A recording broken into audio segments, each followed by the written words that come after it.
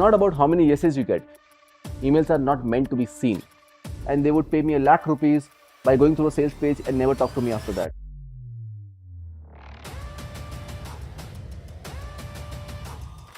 It's about how much maybes and no's you convert, which makes the real business. The email I'm sending right now, is that the most important thing compared to everything else? I would have made around 4 to 5 crores just from direct emails. That means emails that I sent to my list and made money on that. And from the experience of my whole career, this is what I would say. Emails is still to the date one of the most powerful things that you can use in your business to get more revenue and profits. And generating 4 to 5 crores from a big email is not that big of a deal. Last time I checked, I have sent around 2 crore plus emails to my list of 4 lakh people. And the average numbers were around 10 to 12% open rate and around 1 to 2% click rate. Now you can imagine if 2 crore people and 2% of them are clicking, how much of volume that is and how much sales calls, how much sales, how much landing page views I can get just because of my email list. In this video, what I'm going to do is I'm going to share all the mistakes, all the hacks, all the principles, everything I've used for email marketing so that this video becomes an email masterclass for you and the people who are going to watch it further, so that you don't make all the mistakes, so that you use the principles on the first day and you get the most juice out of your email list. Because one of the cheapest assets you can build, an asset is something that puts money in your pocket. One of the cheapest assets you can build is something called the email list. It cannot be stocks, it cannot be real estate, it cannot be anything else. It is email list, because every money you spend to get more number of people in your email list is actually making your asset compound faster, and it keeps putting money in your pocket every single day, every single week, every single month for years to come, because you have some offer that you can give to that email list every single time. And even if you don't have an offer, you can sell someone else's offer and get a commission out of that, but you need to have an email list for that. And I'm telling you, the futures is email and WhatsApp list, because if you say a normal influencer who has 100,000 followers can charge around like ₹1,00,000 for one reel and a story, right? Something like that, depending on niche, but something like that, right? But if I have an email list of 1,00,000 people, then the game is different, because now I can charge 3-4 times of what a normal influencer would charge, and I would not need to do any brand deals on the front. You would never see me promoting any product and doing any brand deals on the front end on Instagram and YouTube. Rather, I do brand deals on my email list, because a 1,00,000 people on my followers is not that worthy, and a 1,00,000 followers on my email list is much more worthy, and I can charge 3 times to 4 times what this person would charge, because I can give more metrics to the brand that is coming to me and show them how many people opened, how many people clicked. Number 2, I can give direct call to action, and the friction is less to click the link. That's why I give more people click the link and the brand pays me more. And lastly, if you are having 1,00,000 followers, then if you post, let's say 4 times in a month about branded content, then your reach will go down. In emails, your reach never goes down. It's all about what's your subject line and what's your content, which makes the open rate and click rate come. Open rate is how many people saw your email and how many clicked on that email to see the email. Click rate is how many of them read the content and clicked on the link that was given inside the email. Now you can imagine with this that I can promote 15 times to my email list in a month, and still my reach of the social media would not get less. So the mistake people do is on the front end, they do brand deals, and on the back end, they don't know deals. Rather, on the front end, I do 0 deals, no deals at all, and on the back end, I do a lot of deals which make me money at the end. So buckle up, because this video is going to change the way you look at emails and going to make you a master of emails just in 1 hour. So the construct of this video is very simple. I will start with something called as principles. That means what are some principles that you keep in mind in order to get more and more people click, more and more people open, more and more people join your email list, all of that part, right? So what are the principles you need to keep in mind? The number 2 part I'll cover is something called as mistakes. What are the mistakes some people do due to which their emails are not performing that well? And number 3 thing, which is my favorite, I'm going to talk about something called as hacks. And these hacks are nothing but hacks that you can use today in order to save more money, make more money, and make your email list more valuable. We have around 10 principles with us, we have around 9 mistakes with us, and we have around 9 hacks with us. So you need to take notes, you need to be dwelled into this video with full focus so that you can get the most value out of this. The number 1 thing we'll start with is something called as principles. Like, what are the principles you need to keep in mind, you need to use while sending emails to get the most juice out of them, right? And always understand that principles are something that keep on going for lifetime. These are not something that will be shaken by AI these are not something that would be different for different copywriters. Principles are same for everyone. Principle number one: whenever you have a product, right, whatever product or service you have, each product or service have some features and has some components, to be very precise, that creates the product, right? For example, this marker. Now this marker has multiple components. Someone would say, oh, the marker writes, but that's just one feature. There are components in this marker. For example, this marker is printed with something on the top. This marker looks like this. This marker is black. This marker comes with a cap which looks like black color. So what you need to understand is each product has multiple components, and each component is a feature, and each feature can be turned into a benefit. How do you turn from a feature to a benefit? Simply use a technique called as so that. That means you can take any feature and convert it into a benefit by using a copywriting formula. It's called as so that formula. Example, if I say, hey, my watch is made of sapphire glass, you'll be like, I actually don't care about sapphire glass. And then I say, oh, my watch is made of sapphire glass, that's why this watch costs 2 lakh rupees. You'll be like, I don't care about sapphire glass and I think 2 lakh is too much. But now listen to me. My watch is made of sapphire glass so that it would never get ever a scratch on it ever in life, because it's made of sapphire glass, and that's why it's worth 2 lakhs. Now the value of 2 lakhs in your mind is printed and you feel it is that much valuable. Why? Because I explained you the meaning of that feature. My course is 10 hours long. Who cares? My service is 3 months long. Who cares? My service has the best members. Who cares?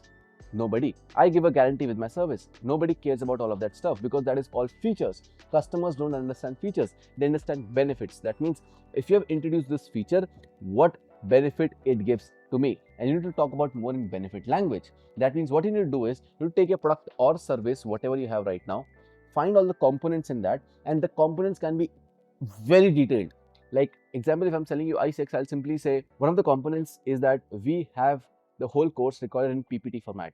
Now you're like, why do I care? You make it in this format or PPT format, why do I care? Then the benefit comes, which is, hey, my whole i6 course is made in PPT format. It's a feature. So that you understand everything in detail, and even when you're not taking notes, everything is in PPT format, which you can use as notes further in your life. See, now the simple thing, which is I'm using PPTs, becomes a feature and a benefit for my program. And that's why you need to sit with the product and service and see what all components, like A to Z, even links, even the LMS that you use, everything is a component of the product, right? Like what do you mix up to build the whole product, right? All that part together is components, and then you need to ask, how do I turn these components into feature and then feature into benefit? Principle number 2 is something called as good benefits, right? Now, what I want to make you understand is there are benefits and there are different types of benefits. When you talk about benefits, there can be multiple types. They can be great benefits, they can be good benefits, they can be bad benefits, right? Like some benefits people say, but I don't think you need to say them because they're not that much useful to the customer. That's why you need to understand that good benefits is the key feature, because when you talk about good benefits, it silences everything else. A feature of a good benefit is that it clears the objection. If there's an objection in customer mind and you simply say this benefit, the objection clear itself, that means it was a good benefit. Number 2, it stops anxiety in the customer. That means if a customer is feeling that I have risk associated while buying with you, and if you talk about this benefit and the risk goes away, that simply means this was also a good benefit. The earlier example I gave, which was I'm using PPT so that you don't need to take notes, is an average benefit. I would not say crazy big benefit. But in case I simply say you, well, we have a feature is called as a money back guarantee, in which if 3 months you don't get a result, you get your money back. Let's say something like that for an example, then it reduces the anxiety.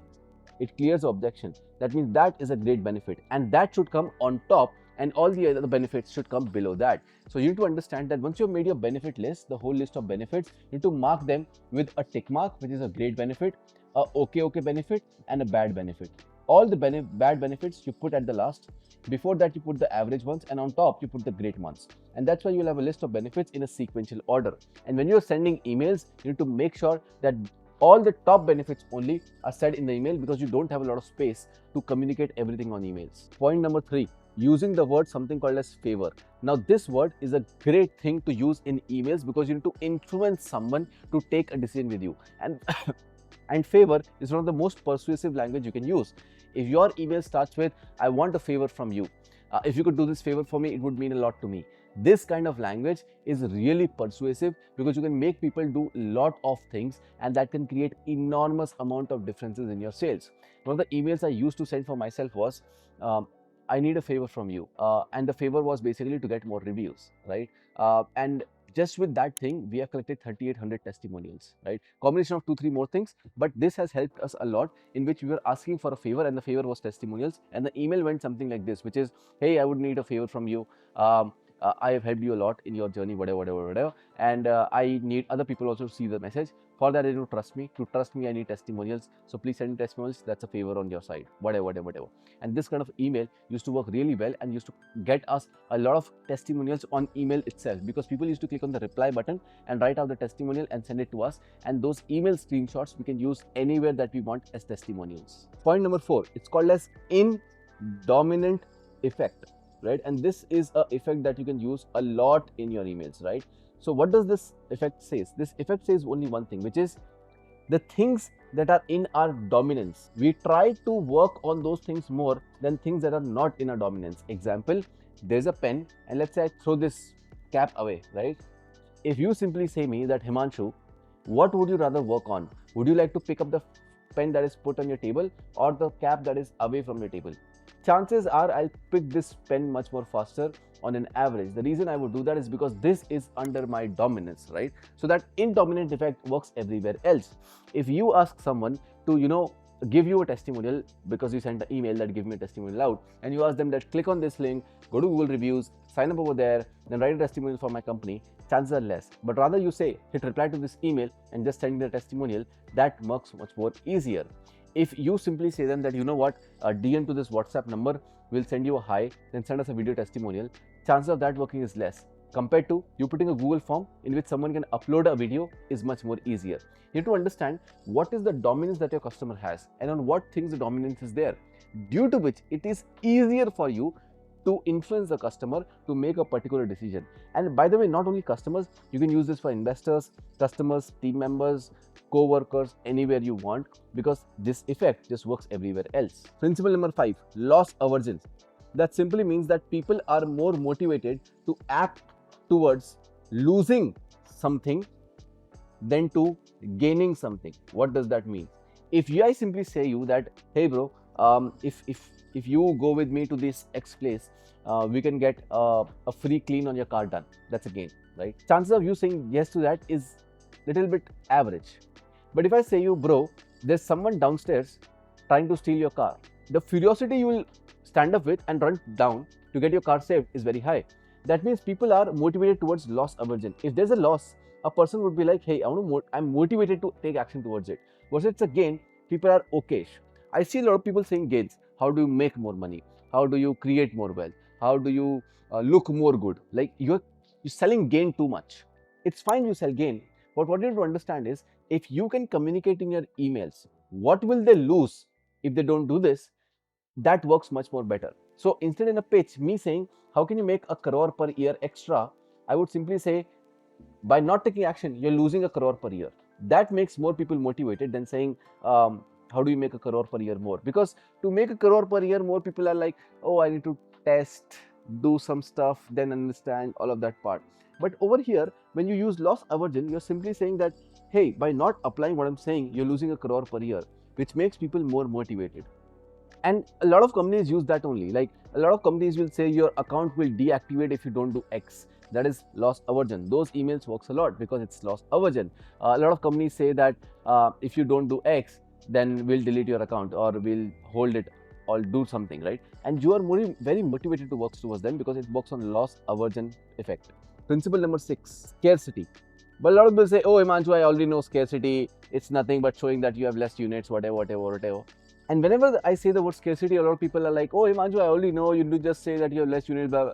See, scarcity, you need to work with the why. Like why the scarcity exists. And this why is the most important part, not the scarcity. Because you're saying, oh, I have 10 units only. Everyone knows you're trying to sell something. Why do you have less units available? Why there is less time left? Why is there only for 10 people? If you can explain that part, then it works really well.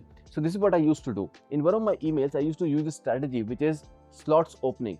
So there were a lot of people who used to come in my funnel, right? So I'll explain you the funnel. A lot of people are buying the 299 workshop, attend my 3-day. Once I attend my 3-day, I've pitched them ISEX, right? Now they want to buy ISEX. Now to get ISEX, there were multiple ways. Either you can go for EMI, full payment, deposit, multiple ways. There were a lot of people who used to do a deposit but never continue. So EMIs and full payments are fine because they have started the program, but all these deposit people never used to work. So and used to pay late and do all of that natak. So what we used to do rather is we used to collect these people for 3 months, right? And every 3 months send one email, every 2 months send one email, which is more slots opening. Because in ISEX, you get a one-to-one personal business coach. And if someone is getting a one-to-one personal business coach, I don't have a lot of slots because a business coach has physical limits of 24 hours a day. They work in my company for 9 hours a day. That means the max they can do is take 9 calls a day. That means the max they can handle is 5 clients a day.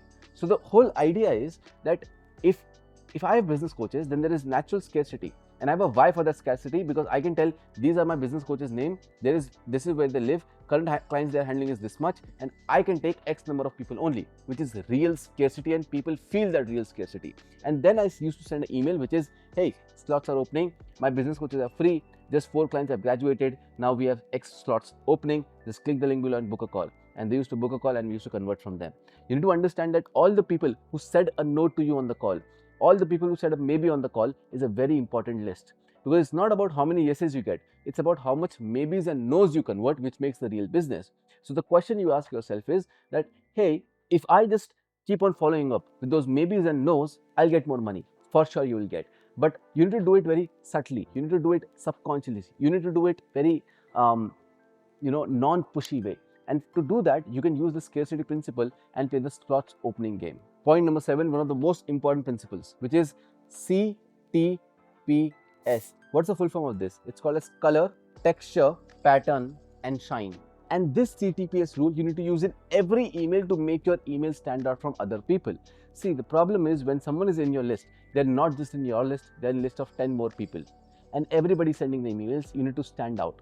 To stand out, you can use CTPS, which is color, texture, pattern, and shine. I'll give you a very simple example. Instead of saying save some money, you can say save some greens. That's a way of adding color.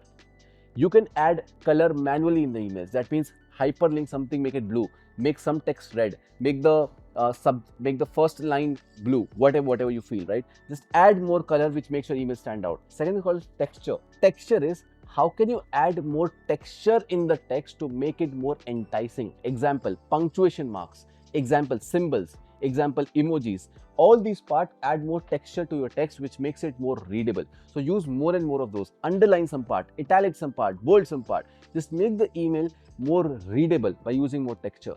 Number 3 is called as pattern.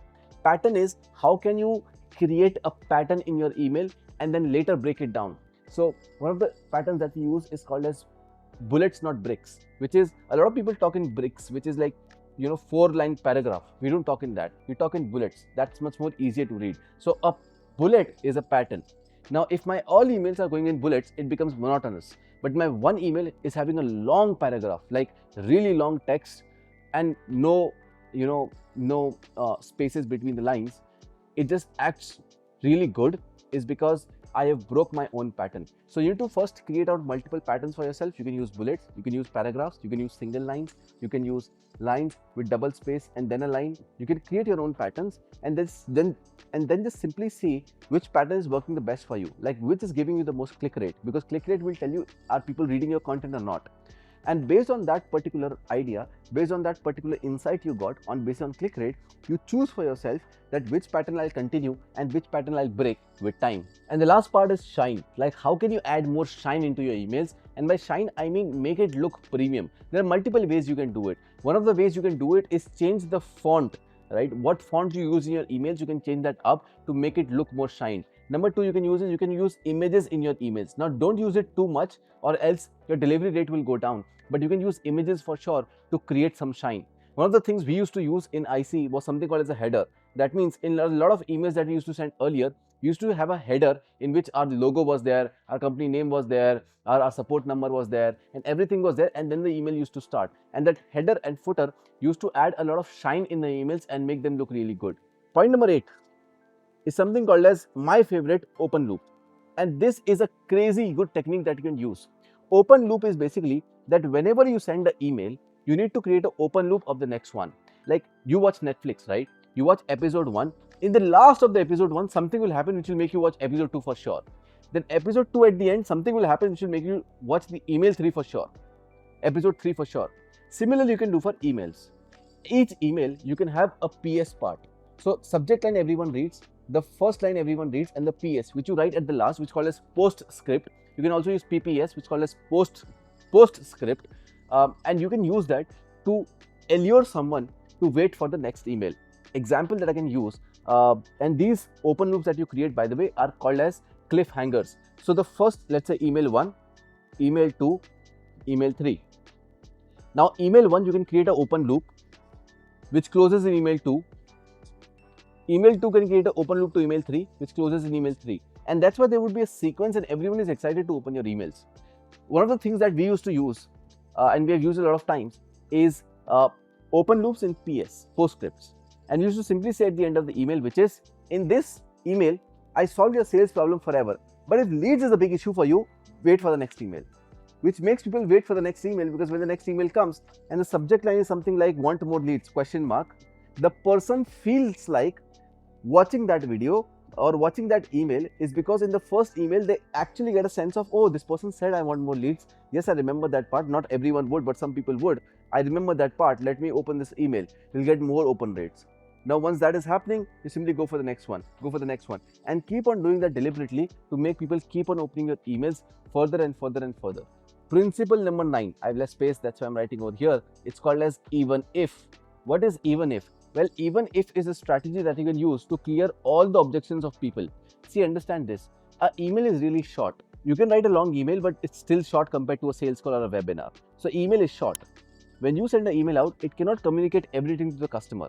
That's why when you send an email, there might be a lot of objections that they have, a lot of questions they have, queries that they have. And if those are not clear, if you send them on a landing page or on a sales call, they'll come up with a lot of questions, queries, and doubts, which will not make them buy. What I use instead is something called the even if technique. That means I write the statement and I simply write even if after that, and I continue the whole statement. Due to which, all the objections someone can have, I can use the even if technique to cure them. So I simply say, and by the way, you can click the link below and get on a call with my team to understand more about ISEX. That's the click call to action.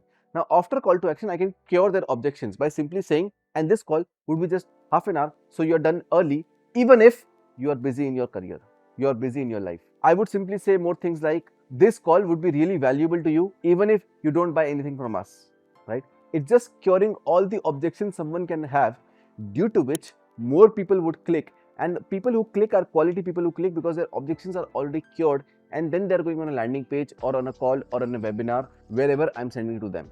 And the last principle number 10, the Superman principle. The Superman principle simply says that every person wants to feel like a Superman.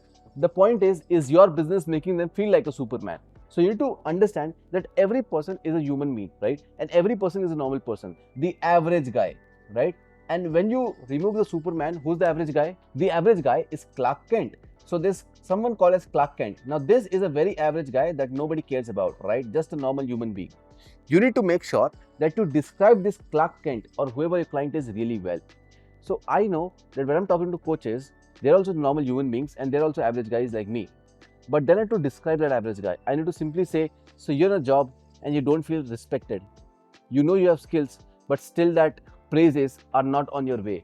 Still your boss thinks you're just an average guy. And I'll just talk about that average guy, and everyone would feel relatable to it. Once they do, I'll simply say, well, I have this product called ISEX. And if you get this product ISEX, you will become a what? You will become a Superman. So everyone is a Clark Kent. You describe the Clark Kent, you tell about the product, you create curiosity around the product, and you simply tell them that if you become to the next level, which is Superman, if you get to this next level or you buy this product, you will become a Superman. And a Superman is a Superman. Like you will become a coach, you will be respected a lot, you will be given a lot of praises, you will make a lot of money, you don't need to have a boss, you can work from anywhere in the world. So these are the Superman features. You need to understand who your customer is. A real estate person, average guy is something else. A salon owner, average guy is something else. A working professional, average guy is something else. Find your average guy, write about them in the email, make them feel relatable, talk about the product and tell them how this product turns them into a Superman. And by using all these principles, you just become a better master at emails. Now, once you understood the principles part, let me come to the mistakes part. What are the mistakes some amateurs make? And I used to make these mistakes. I've seen a lot of people making these mistakes, and I'll cover all of them, all the 9 mistakes in detail, so that you don't do them and you save a lot of money and make the real juice out of your email list. Mistake number 1, it's called as bricks. a lot of people write emails in the bricks format. That means they'll have a big brick and then put a line and then big brick and then put a line and then big brick. You don't send emails like this, because if you do that, it's not readable, it's not enticing enough, and people would just skip it and you would not get any click rates. So avoid bricks. Number 2, no selfish stories. Because you have heard this statement, stories sell, facts tell, whatever, you keep on telling stories, but those stories actually don't help, because those are not selling stories. Do not use any selfish story, rather than use a selling story. If the story doesn't make a customer take action on something, the story is useless and you don't need to tell it. Yeah, for fun you can tell some stories, but if your job in the email was to sell and you're using a story just for the sake of using a story, don't do that. You need to use selling stories. That means your story should connect with the product and make the person feel like, I want to buy this because I want to go on the same path, on that same story, on that same everything, which makes the people take action on it. Like one of the stories I used to use is, which happens with everyone, but I made a story out of it, which is like, I was in Maldives, and in Maldives I saw a random restaurant, and I didn't know anything about the restaurant. It was not on Google and I felt it would be really bad, but I still entered in, and it was the most wonderful experience that happened in my life. This is a story, right? Now, if I don't connect this to a product, it becomes a selfish story, so I'll not use it. It should connect to the product and sell something, and that's why I, after that, write something like, and that's why a lot of people who look at IC or ISEX from the outside feel like they might be not value for them. It would not be good for them. It would not be helpful to them. But once they come in, every one of them tells that this was the most wonderful experience. See what I did? Just a random cafe story that happens with everyone. I just turned that into a selling story that I can use to sell more. Point number 3, the battlefield concept. People don't understand this and miss a lot on open rates and click rates, right? The battlefield concept. If you see any good movie in your life, each good movie, the first starting scene always starts in between the battle. Either a car is crashing, either someone is fighting, either someone suicided, either someone jumped, either like something is happening in the first scene itself. That is used to hook the person, and the moment that first scene comes, after that, like 10, 20, 30 seconds, something is written which is 2 years later, 5 years ago, 10 years ago. And now they really start the story from scratch. And this is a principle that you can buy from Bollywood, Hollywood and everywhere and use it in your emails. That means when you write your email, you need to start with the reader being in the battlefield directly, and don't start with the whole story. Don't have your email like, hey there, I was doing this, then this. It's very boring. Instead, my email would start something like, and you know what, I felt like shooting myself. This is my first line. And after that, rest of the email comes, which makes people understand everything about the email. One of the things I used to write in the first line was, and at that time I felt, and at that time I did not have a shirt on and felt real shame. And everyone feels like, what is this about? He's not wearing a shirt and he's feeling shame. Let me read the email, because they're in between the battlefield. And I continue the story, which is, I went to this public speaking event. The person was teaching public speaking. I've had stage fear. So what this person did was make me stand on stage, make me do cartwheel, dance, sing, all of that to get my shame away. And then when my shame was not going away, he asked me to become shirtless and then be on the stage and then sing in front of everyone, dance in front of everyone, shirtless. And after that, my shame was gone and I became one of the best public speakers. See, it all connected, but the first line made you feel like, what? Let me read this out.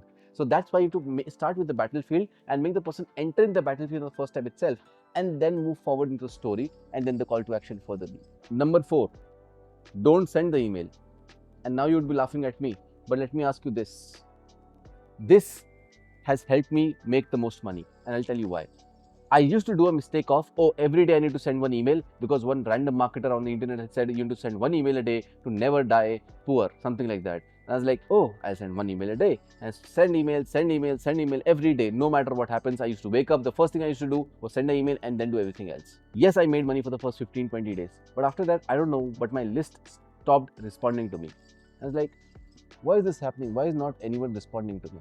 Because I was using the wrong principle, and because of using that wrong principle, I stopped making money. I made short-term money, but I would never make long-term money. The rule is that if you read your email out loud, would someone stand up and give you applause because of the value that was in that email?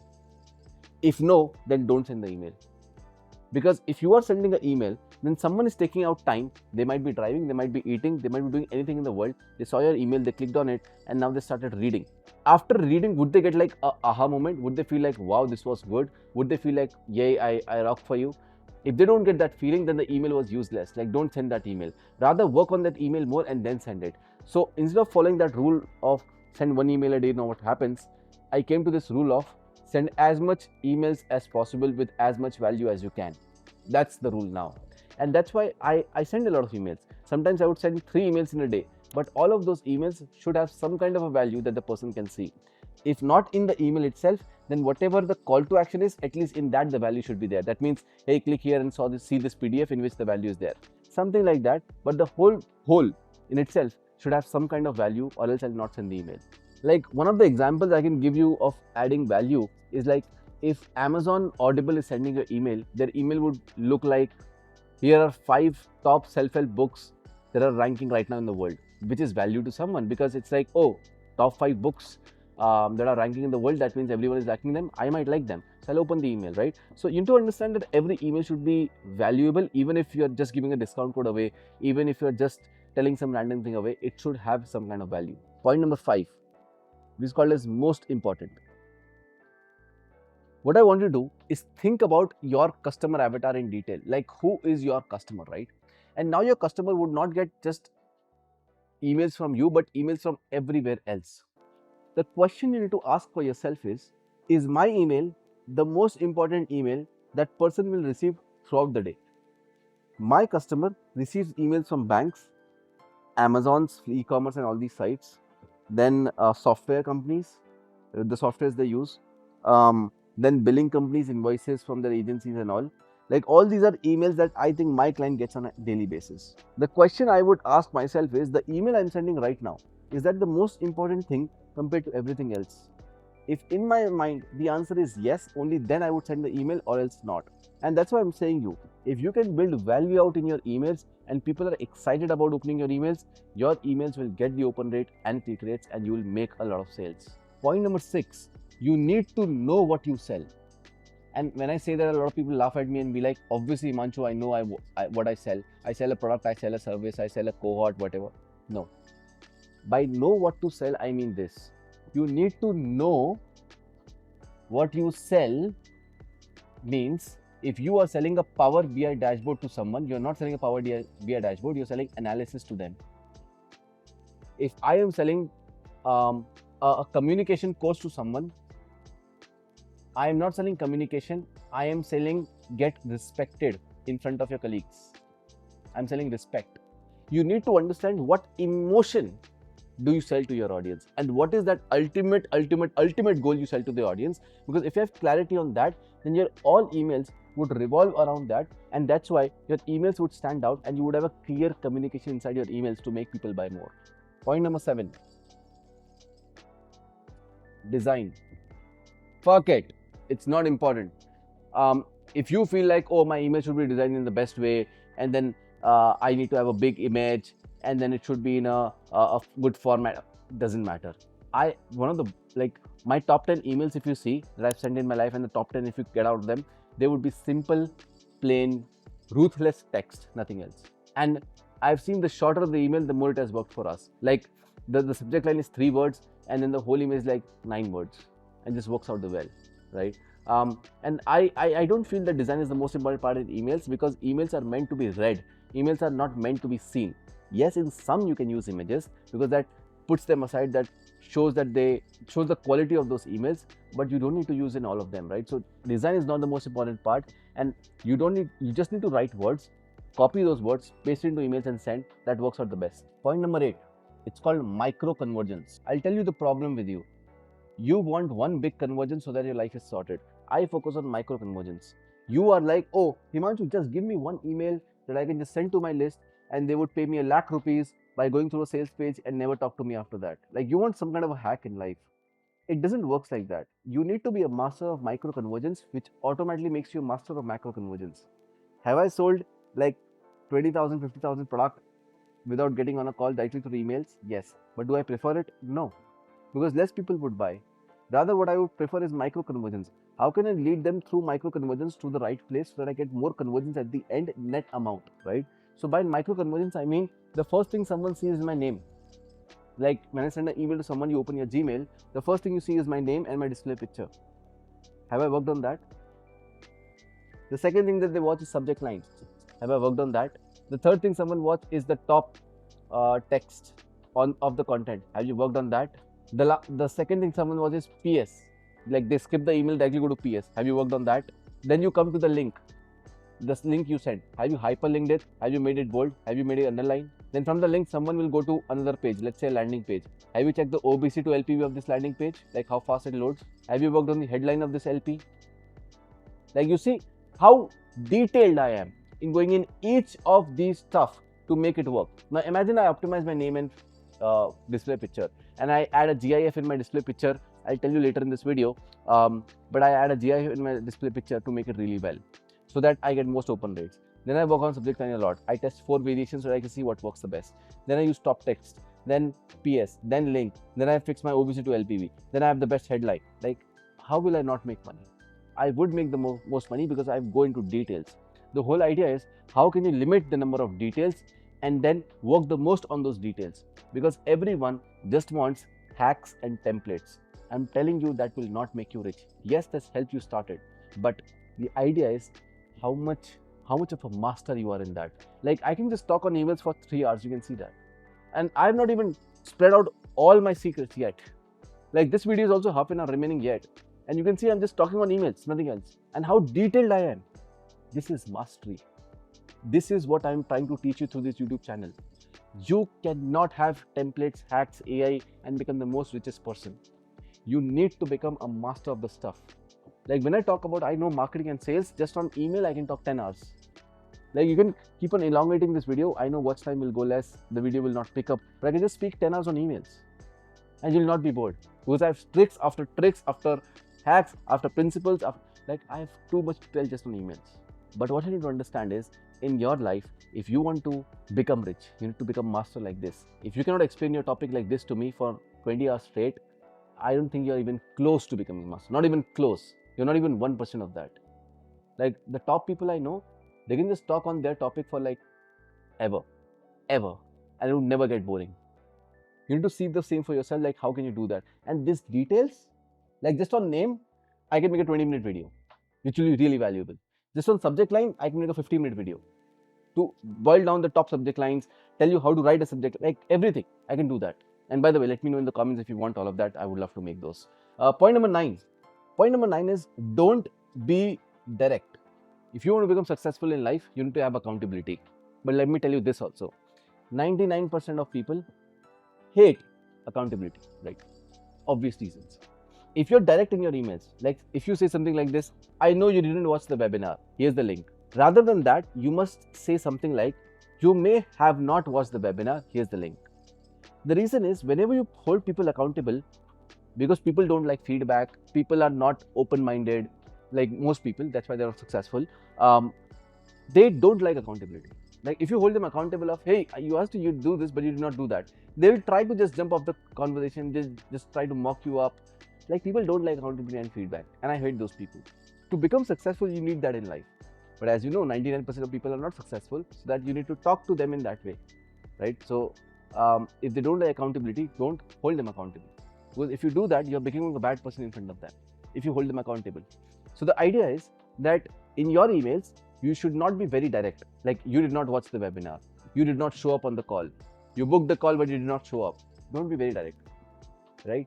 If I was writing, I would like something like, you may haven't watched the webinar, you may haven't booked the call with us. You booked the call, bracket me grateful for this, but I think something important came up. Something like, I'll be very indirect with that and not very direct, is because people don't like accountability. So don't be very accountable to them, because then you would come in a negative zone and they would not like to do business with you after that. And with this, I come to the last part, which is called as the hacks that you can use in order to make more money with your emails. And by the way, if you're getting value till now, just click on the subscribe button, share this with a friend of yours, and I'll go in all the hacks. By the way, I have 9 different hacks for you, and I'm going to tell you, you are going to love it. Hack number 1, my favorite, it's called as lifetime deals, and I don't know why on earth people have still not figured this out. It's called as lifetime deals. You buy a software, right? You buy a software normally on $99 a month, $49 a month, but you don't know that there's something called as lifetime deals. That means you can buy the same quality of software, not the exact same quality of software from a competition at lifetime deal. Right now, my monthly email marketing expense in my company is 0. I have a list of 4 lakh people. But here's the case, my cost is, you're like, how? I've been buying lifetime deals from past 4 years. I have 3 different softwares that I use, right? X, Y, and Z. I'll not take the name in this video. I'll tell one of you, it's called as Encharge. One of them is called as Encharge. I bought it in a lifetime deal, I think 3 years back. 3 years back, yeah, 4 years back. So I use X, Y, Z, 3 tools, right? X tool is used to just maintain the list. That means people who have become dead, not replying anymore, whatever, right? Y is basically moderate people, right? Like these people sometimes open, sometimes don't open. They just want more value from me. And the Z platform has all my hot leads. Like these are the leads that I can call anywhere. They'll buy anything from me. They just love me. They're my fans, right? This is the smallest list. Then bigger is this. Then the biggest is this. So this list has around 4.5L people. 4.5L. This list would have around a lakh people. And this hot list would have around like 7,000 people, right? Now, I have bought lifetime deals. One lifetime deal I bought has all the list. One lifetime deal I bought has all the moderate list. One lifetime deal I bought has all the hot leads. And by the way, I bought 7 to 8 more lifetime deals of software that I don't use right now, but I'll use in the future. The reason I buy lifetime deals is because for $199 or whatever the price is, I eliminate the risk of paying monthly to that tool forever in life. I think I bought Encharge for $99 a month, right? Right now, if you see, Encharge comes around $49 a month. I bought $99 lifetime. That means I never need to pay for email marketing ever again for up to 5,000 people. When I started, I only had a 5,000 people list. I was like, I'm cool with it. I paid $100 one time. I don't need to pay ever in my life. Until today, I don't pay to Encharge. And I still use the email tool. Now, there are multiple ways you can buy lifetime deals. One of the places I buy is from AppSumo. Just Google lifetime deals. You'll see multiple platforms. Buy from anyone. Doesn't matter. Number 2. Ask for reply. You say, oh, people don't reply to my emails because you don't ask for replies. You ask for them to click the link. That's why they don't reply. That's why you don't know, are people actually seeing your emails or are they just numbers on screen? Well, people are seeing your emails, but the problem is you don't ask them to reply. Here's my technique. In the first email that you send, the very first email, so someone subscribed to your email list or whatever, just ask them in the first email itself to not do anything, not buy anything, not put a reminder, nothing. Just do one thing, which is hit a reply. Hit a reply, which simply means that if you have seen this email, in the first and last, like the crux of the whole email, first email that I would always use is simply called as this reply ebook and I'll send you this away, or this reply, I'm here so that I can send you this extra bonus. Just give something away for free so that people reply to emails. Here's what happens. Your delivery rate shoots up. That means in front of Gmail, in front of Yahoo Mail, in front of all the service providers of emails, your domain from which you're sending the email becomes whitelisted, due to which your delivery rate is high and due to which your email don't go to spam and do not bounce. Why? Because in the first email that you send to 1,000 people, let's say for example, let's say even 200 people reply, it shows to the email server that this email, this domain, this particular username is not just sending emails but also receiving replies, which makes it whitelisted, and then chances of emails going to spam is very less, especially for the 200 people who replied. Other people will also not go spam, some people might, but your probability of email going to spam reduces by a lot. Point number 3, absurd. You need to go as absurd as possible. By absurd, I mean go weird, go crazy, go whatever you want to, but you need to go absurd, because the more absurd your subject line is, the more absurd your open rate would be. The more absurd your content is, the more you'll have click rate. Like you need to go weird. You need to do something different. If you keep on repeating the same copy paste formula that everyone just keeps on giving, you would not get those kind of results. You need to go absurd. You need to think a lot about your customer and then send it so that you get actual replies and actual open rates. Point number 4. Now this is a trick I use in dating for emails, right? Now here's the thing. if you are going to take a girl out, right, it's all about how good you are at fixing the date. Because if you are good at this, then this automatically leads to imagination of the date. That means in the girl's mind, the imagination of the date goes bonkers. Why? Because how good you are at fixing the date tells the girl, like, would it be exciting? Would it be boring? Would it be fun? Would it be short? Would it be long? She is just asking questions to herself before going on the date and just overthinking on that, because girls have the problem. Not just girls, every woman has a problem. So they just overthink on this. So she'll just do that more and more and more and more, and just keep on imagining over it and just keep on pondering over it. While what you have done is you are just being good at fixing the date and doing nothing else. You have not communicated anything. You're not trying to make it special. You're not doing anything. You're just being good at fixing the date, which makes the girl feels overthink on that topic, due to which the imagination of the date goes more and more in their head, due to which if you even have a normal date, they would feel they had a special one because the imagination was high.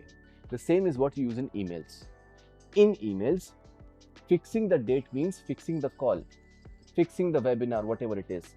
How good you are at that also determines how the person will show up on the call, on the webinar, on the workshop, whatever you do. How will they show up on that, right? If your email was like, hey, just click the link below, a lot of people take the call, you can also take.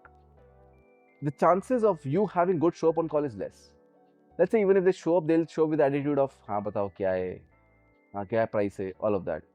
But if you're good at fixing the date, that means fixing the call, and you have literally thought about that step and made it in a form, had a funnel, have proper steps, do everything, and then the person leads to a call, chances of them showing up is high, chances of them being in a listening mode is high, chances of them being in accepting mode is also high. And that's why how good you're at fixing the date is the most important part when you are playing out with emails, right? With especially emails, this is the most important part, and you can use this everywhere in your life. Point number 5, you might have heard this word, something called as collabs, right? You can collab. You can collab on reels. You can collab people for webinars. You can collab people with call, like whatever. Why don't you collab on emails? Do you think it's not common sense? The reason I've got to a 4.5 lakh email list is because I've done a lot of email collabs. What is an email collab? You send an email to your whole list, which is, hey, I know this X person, they provide XYZ value, they're really good. I send you a lot of emails. I want you to join their newsletter as well, their email list as well, so that you get XYZ value. If you're interested, just click here. The moment they click, you know in your email manager that they have clicked. Don't ask them to reply. Don't ask them to go on WhatsApp. No, just ask them, click here, and you'll be automatically subscribed. The moment they click on click here, they have technically given you the permission to ask them to go to a new newsletter, right? They click on click here. Now in your email manager, you can see all the people who clicked on that, export that list, send it to the person you collabed with, ask them to do the same on their list so that you get a list. Both of you have your own CSVs, upload them to their email, and you're done. You have a new people joining your email list from day one. And this email collabs, this takes literally zero cost and just increases your email list and compounds it really well. So once you have 5,000 people in your email list, find other people who have 5,000 people in your email list. Do a cross JV.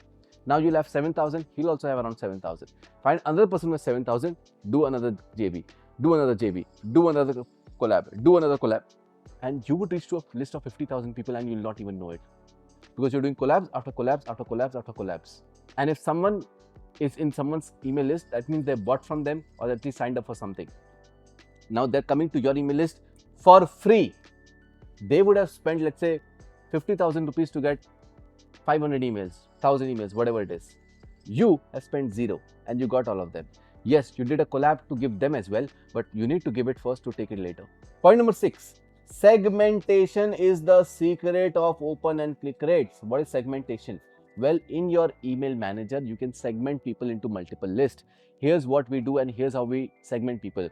We segment people on basis of duration.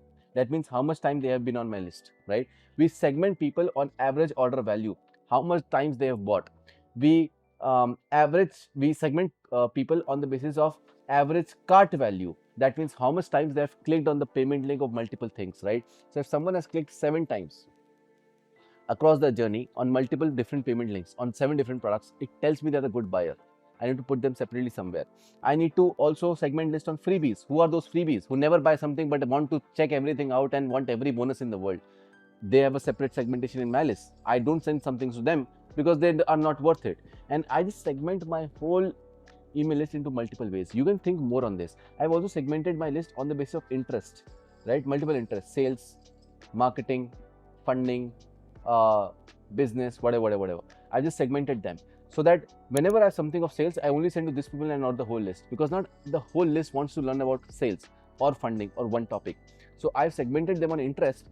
That means I send the first email on sales to everyone. Now I see that 8% of people clicked on the sales email and they're interested. And you need to understand like what else you can segment them on, and basically segment them step by step. And you can be more creative than me and create more segmentation part. But the idea is segment them, because then you know which person likes what, and you literally become the Zuckerberg of your own list, because you know who is buying what and you have every data possible. Point number 7, cleaning. One of the most important part. You clean your house, you clean your body. Why don't you clean your email list? If you don't clean your email list, then you impact a lot of ways. Number 1, your open rate and click rate goes down. Number 2, your delivery rate goes down, because not everyone is actually receiving your email, and the emails are going to bounce or go to spam, due to which you're losing a lot of delivery rate. The less your delivery rate, the more your email providers don't like you, and they even kill your delivery rate further, due to which your delivery rate just goes a rabbit downhole, right? So clean your list. Number 3, you don't have actual data, because a lot of emails are going to spam, so you don't actually know how many people are buying and how many people are not buying and how many people are genuinely interested. Because if someone was genuinely interested and the email went to spam, they don't know the email came ever, right?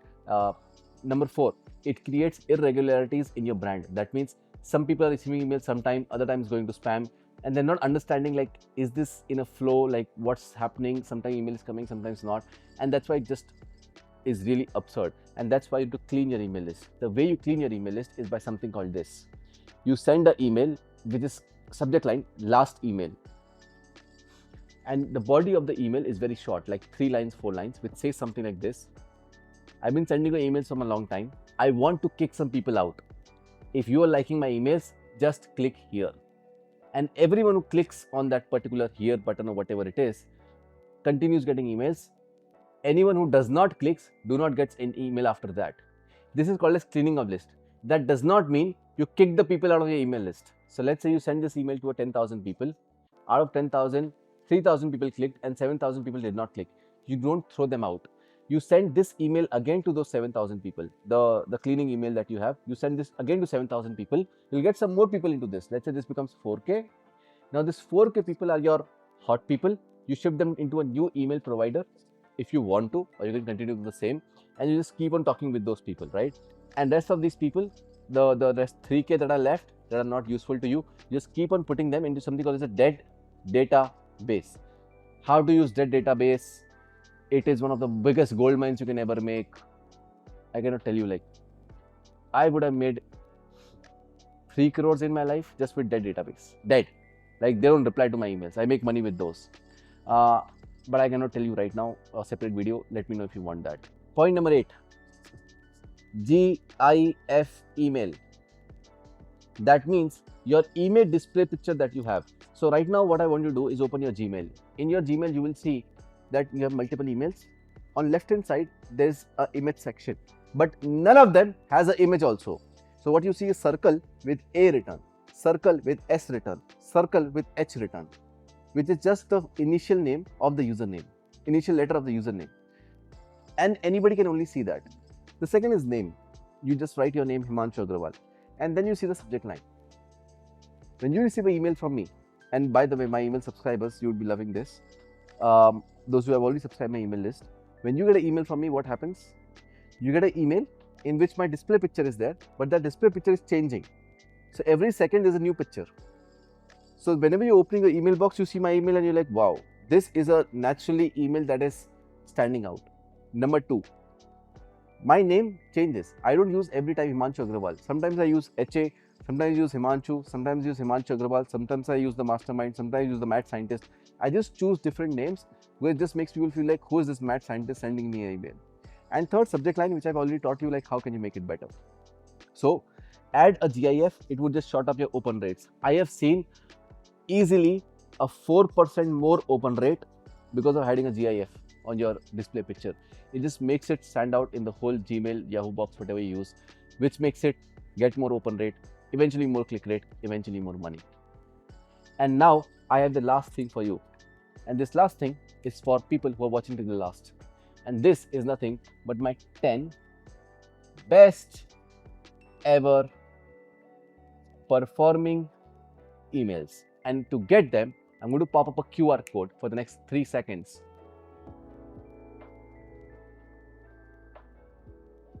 Scan it on your camera, whatever you have, to get these 10 best ever emails that I've written, but it's only for people who watched till the last as a gift from my side.